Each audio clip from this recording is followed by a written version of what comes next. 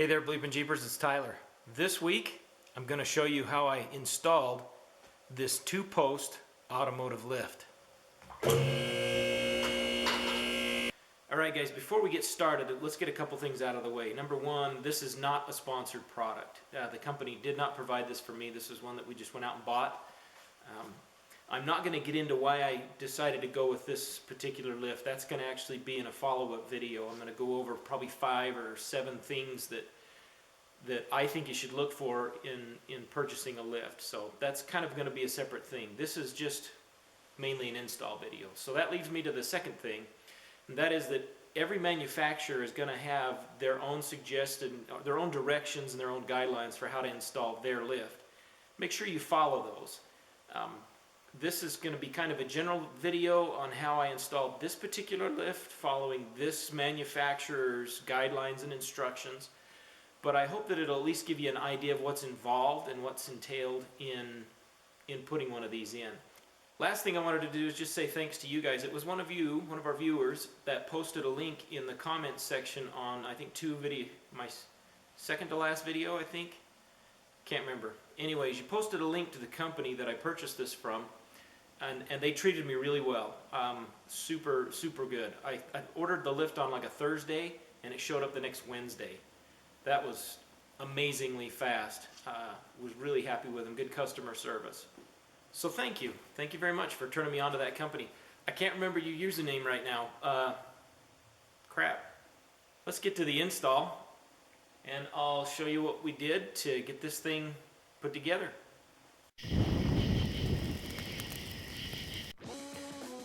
So one of the first problems you're going to face when installing one of these is the overall weight. This is an over 1,400 pound piece of equipment.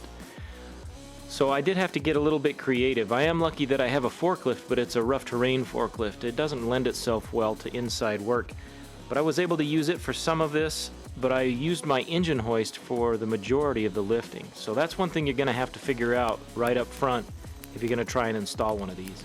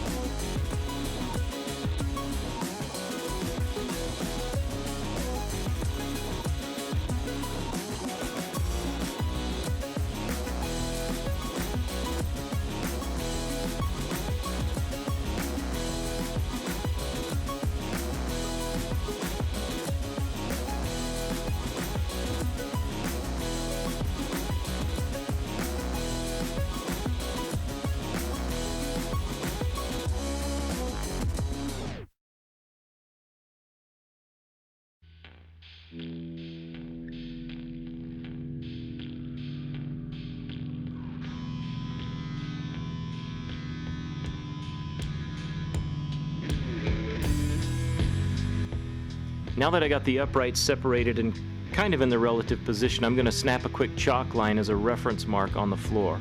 A little bit more on this later.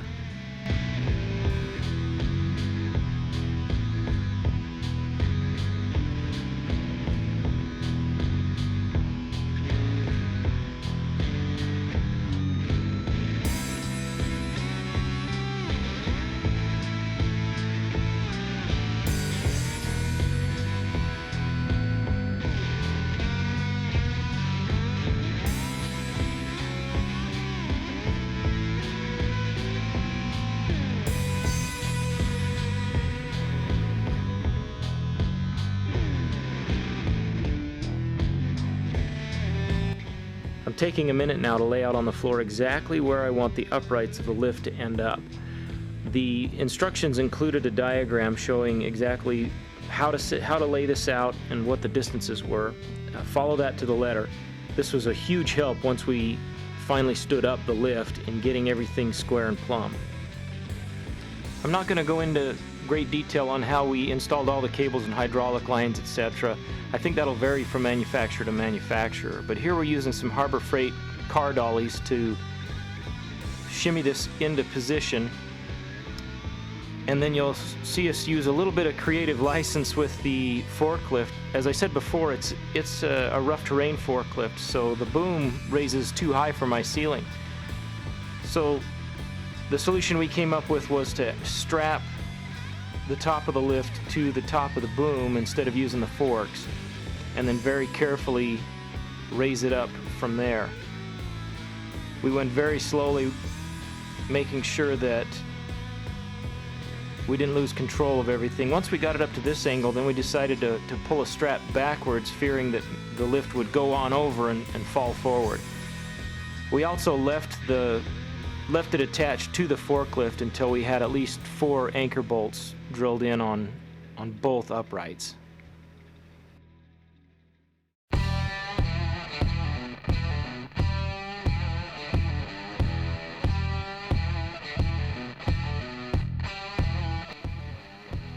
Some things to consider when you're drilling the holes for your anchor bolts is to not drill all the way through your concrete pad and down into the gravel below.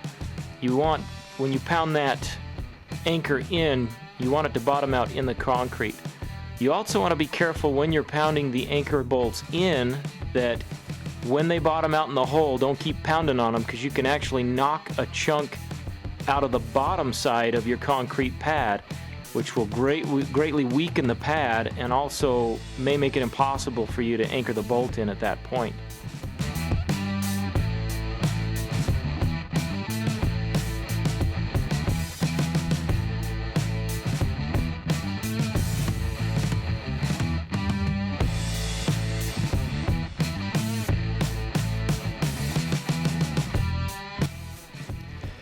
At this stage, as we put the anchor bolts in, we just snug them down. I'll torque them to spec later. Here you can see why laying the lines out on the floor ahead of time is so important. We were able to just shimmy this right into position without ever getting the tape measure back out.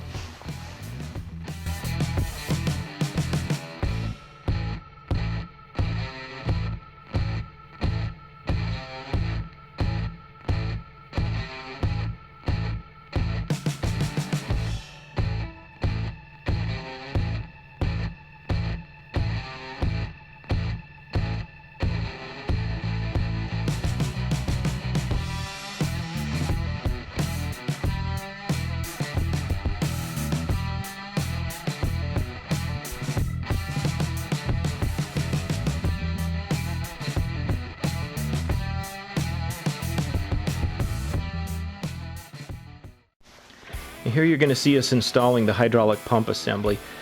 They ship it dry, and make sure you use the manufactured suggested oil. They said not to use ATF in this, but to use a specific hydraulic oil, which we did. I'm not going to show you dumping that in there, but my dad is a very competent electrician, but when we looked at the diagram in the instructions and then looked at the control unit on this pump, things weren't lining up, and he felt a little uneasy about it. So we got a hold of a friend of mine, good friend of mine, that's an HVAC installer and a professional electrician, And come to find out, the instructions in the manual were outdated and were incorrect. Had we wired it up that way, we probably would have burned it out. So if you have any doubt in your mind, make sure you get a competent electrician to come and check it out before you flip the switch.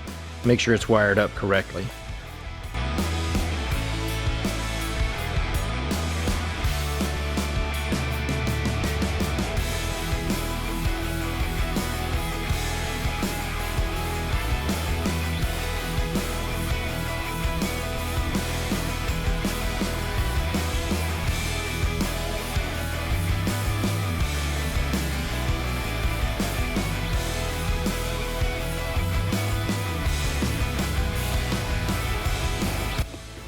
Now it's time to synchronize the two shuttles. And the easiest way to do that is by ear and by listening to the click of the two safety lockouts on either upright.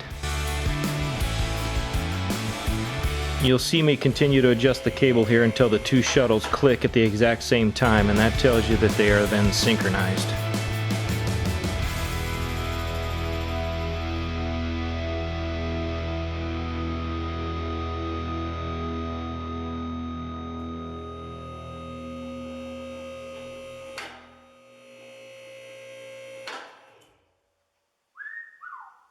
Beautiful.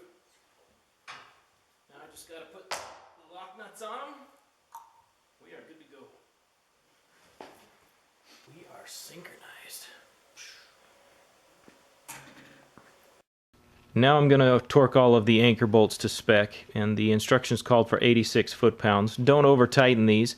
They do recommend that you check them about once a month, though, to make sure that they're still tightened to spec.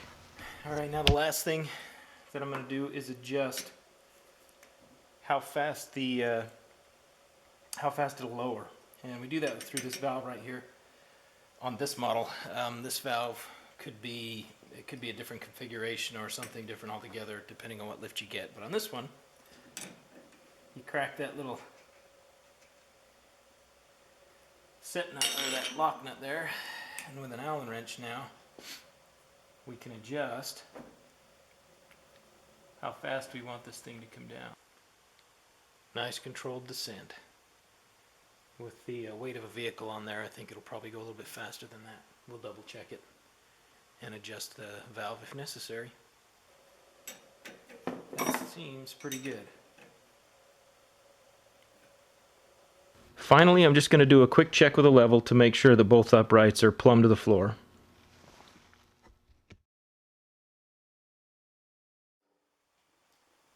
We are done. Now we just got to get a car up on that sucker.